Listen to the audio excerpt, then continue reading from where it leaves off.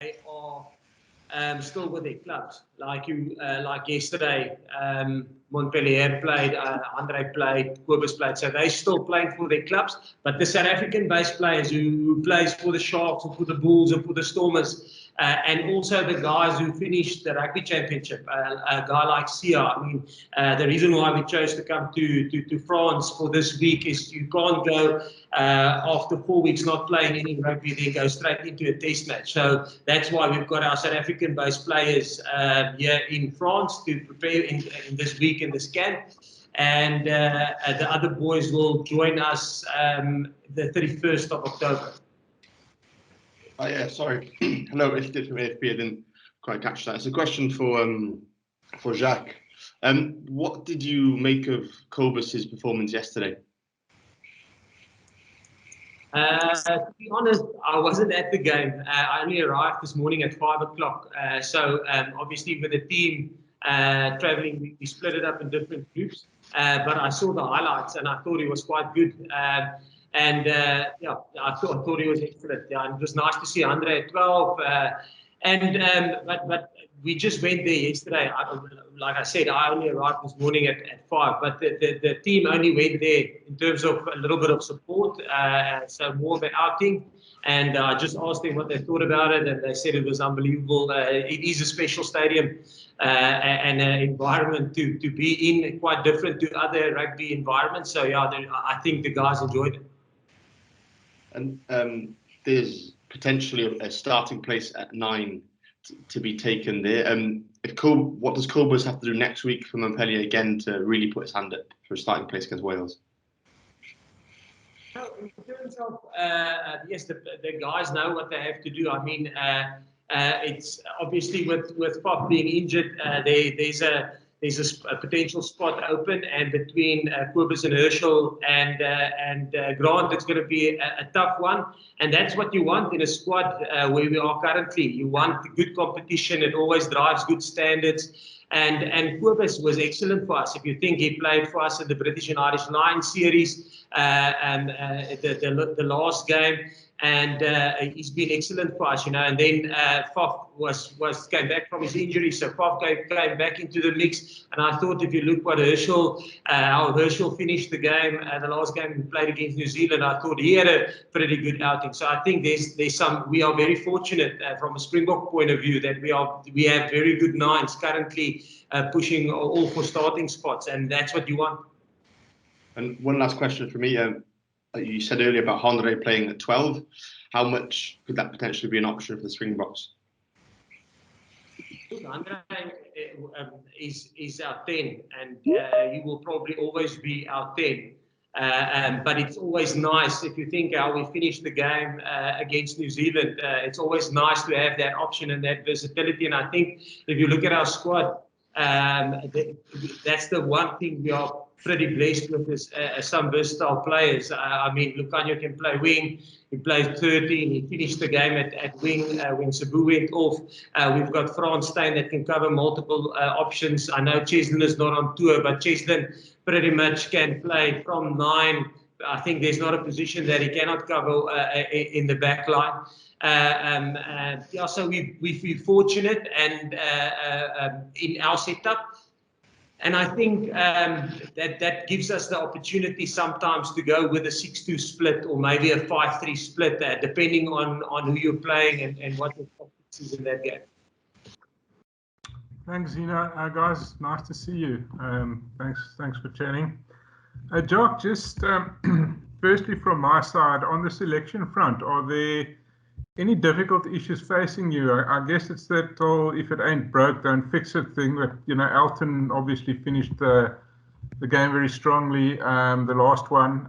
So, are there any difficult issues from you beyond the ones that are forced on you by injuries? Stephen, yeah, no, from a squad point of view, I think that's the one thing. You look at the squad.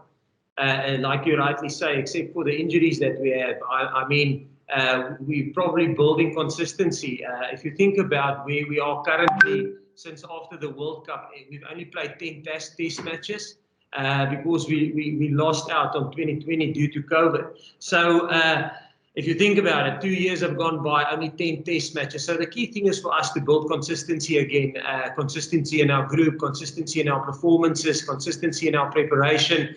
And so I don't think there will be a lot of surprises in terms of team selection and in terms of what we put out. Obviously, in saying that, we saw now nobody is irreplaceable in our squad, and we spoke about the other gentleman asked me the question about the nines. You know, there's so much good competition that if a guy's nobody is irreplaceable. If you think about we played the British and Irish Lions series without Dwayne Vermeulen. We played the final without Faf de Klerk. We've played the whole rugby championship without Cheslin Colby. So I think we played without Frans Malherbe in the last test match against New Zealand. So I think from that perspective, obviously players we must know as a group, nobody is irreplaceable. And we must also know that you have to perform. So the players who now currently have the opportunity to play for their clubs, they must play well. To stake their claim for selection, and the players who's now with us in this group, they must train well to stake their claim for selection. But knowing this group and the group and how we select this group, it's always a group that works hard. The players that we select are hard workers, and they don't take anything for granted. So that's why I'm saying I don't think there will be surprises in selection. I will be surprised if the players slack off in any way in terms of their training performances or those who are playing for their club performances. So, but if there is, obviously, like I said, there's so much good competition in this group that if you slack off, somebody is there to take your spot. Sorry, then also just from my side, Jacques, just from a player welfare point of view, I mean, I guess not a lot of us realized how bad it was for you guys, you know, towards the end of the rugby championship, and it was actually remarkable that you guys pulled off that last win. But I just want to know from a mental perspective, what kind of space are you and the players in? Is there a marked improvement? And then I also just want to know, away from the courtroom, what will Rassie's role be? Will he be running touch again with Water, or how do you see his role on the tour? Okay, I'll start with the Rassie question first. Rassie is here in the capacity as director of rugby. And the water carrier situation, you know, in the games or in the test matches against the British and Irish Lions, World Rugby came out and made a third water carrier spot available. The normal trend was always only 2 water carriers in the technical box. But then they made, for that series, they made 3 available. And that was a role that we thought we were going to fill internally. And that gave Rassie the opportunity to be the water carrier in that tournament. But we're now back to 2 water carriers in the technical zone. So there's no space for him. We normally had certain individuals that would fulfill that role, and they will continue fulfilling that role. So it was just in that tournament for the British and Irish Lions that there was a third water carrier role made available by World Rugby, and then we filled it internally. There wasn't somebody normally there, so we thought, listen, it would be a good, or Rassie put himself available there. He will fulfill that role for us. So now he will fulfill his normal role as director of rugby, and he will be in the box with us at the top. So that's on Rassie. Then your other question was, from a mental point of view, yeah, you know, and it's nobody's fault. It's what happened with rugby over this year. You know, if you just look at the schedule, where normally the schedule is normally 2 test matches, then you have a regeneration week or bye week, and then 2 test matches again.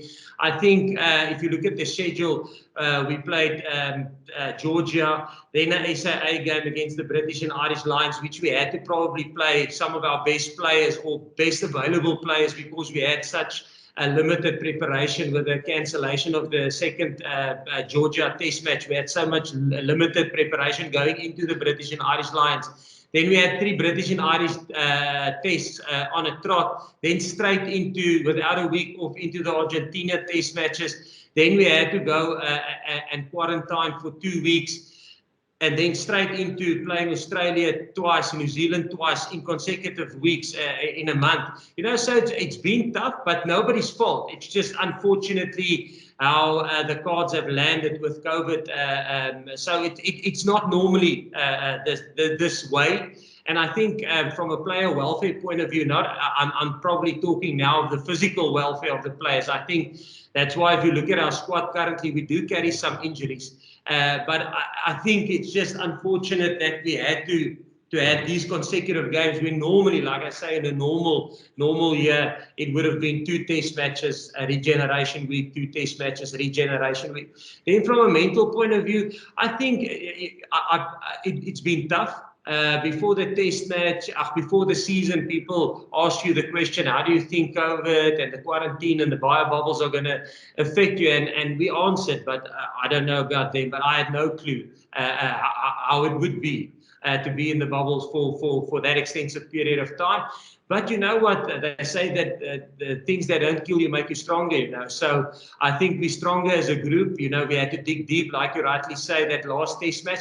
But I must say, was never, I didn't have any doubt. I was actually, and the players can say, I was actually not disappointed in the team, but I felt we could have won that first test match against New Zealand. You know, we put us in a position where we were ahead, and then through my stupid substitutions, and we maybe could have closed out that test match better. I thought we, with me at the top, squandered that test match. I was disappointed in myself, you know, because I thought we had that test match. But so yeah, we felt we had a chance, and that's a nice thing about rugby. If you lose opportunity in the 1 week, yes, you get opportunity. Luckily enough, the next week, and yeah, things went our way in that last test match. This break was good, like Lucanio said. It's nice to get a little bit of family time and to see the kids and the family again. But I must say, I was very much looking forward getting onto the plane and coming up north again. You know, it's always, this is what we enjoy. We enjoy traveling. We enjoy being in different countries. We enjoy testing ourselves against quality rugby teams, and that's what we're going to do on this end of year tour. Zina, ek sê vir jou baie dankie, Zina. Jacques, jy agtergekom het, fokus ek veral op hierdie week van julle op julle toer in julle oefenkamp in Frankryk wanneer. En ek wil soort van 'n opvolgvraag vir wat ek hier voorheen gevra het voor julle weggetrek het in Suid-Afrika uit. Jacques, wat sê jy as afrigter nou? Of wat, ek verstaan jy het gister vanoggend eers geland hierso, maar wat gaan jou gesprekke wees met jou spelers in hierdie spesifieke week? Jy het gesê met jou vertrek, dis 'n tweeledige week vir julle. Julle kry kans om oefenkamp te hou. Julle kry ook kans om 'n bietjie deel van bemarking te doen van wêreld rugby. Is dit dan in die agterkop vir jou as afrigter en vir spelers moontlik die gedagte dat dit moontlik die slagveld gaan wees in 2023 waar julle moet terugkom om die wêreldbeker te kom verdedig? En die ander deel is dit, wat sê jy dan vir 'n speler byvoorbeeld soos Salman Morat? Hoe moet hy sy denkwyse wees vir die volgende 4 weke, vir die volgende 2 jaar? Dankie meneer. Ja, presies, soos ek sê, ja, dis die lekker ding van hierdie week, jy weet, ons is hierso en ons is hier in 'n oefenkamp en ons het nie 'n volle groep hier nie, maar ons het 'n groot gedeelte van die Suid-Afrikaners is hierso en dan later sal daar soos wat die clubs, die spelers vrystel, sal hulle by ons aansluit. Maar ja, dit is so eerstens ons kry geleentheid om 'n oefenkamp te hou. Jy weet ons spelers, veral die Suid-Afrikaanse spelers wat laas op 'n rugby championship was, het 3 weke laas rugby gespeel. So dis baie belangrik vir ons om 'n bietjie rugby in hulle in te kry en voordat ons in 'n moeilike toets soos Wallis ingaan, jy weet. So dit is die eerste ding om ons weer terug te kry op die rugbyveld en kan ek maar sê ons weer gefokus te kry in terme van hoe ons dinge doen en wat ons doen. En dan die tweede deel is ja, ons is 'n paar World Cup 2023 aktiverings en PR sessies wat ons het hier in Frankryk. Ja, in terme van 2023, ek dink Salman het dit genoem, jy weet, dis nog 'n entjie. Ek dink daar sal definitief veranderinge wees in die groep. Jy weet, soos mense maar inkom en daar gaan beserings wees en mense gaan vorm verloor en party mense gaan vorm optel. So ek dink Maar ek dink 80% van die groep sal hier wees en ek dink dis lekker om te sien min of meer hoe die toestande hier is in hierdie tyd van die jaar. En om ons so half te vir selfwag met luister hoe die toestande min of meer hier gaan wees, maar ou kan nooit 100% sê luister dis hoe dit gaan wees oor 2 jaar nie. Daar's so baie goed wat kan verander in 2 jaar tyd. Maar dis maar ek dink is baie soos wat ons gedoen het toe ons Japan toe was, jy weet. Ons is vroeg Japan toe gegaan, bietjie blootstelling gekry aan die weerstoestande daar, bietjie PR werk gedoen in Japan, so half die mense leer ken, die kultuur leer ken, en ek dink dis maar dit wat ons hierdie week hier gaan probeer doen is maar om die mense en die kultuur te leer ken, en hopelik geniet hulle die werk wat ons doen van ons kant af, en hopelik kan ons 'n paar Suid-Afrikaanse ondersteuners kry, alhoewel hulle vir Frankryk sal skree, en ons hulle dalk gaan ontmoet in 2023, maar hopelik kry ons 'n paar mense wat hou van hoe ons dinge doen.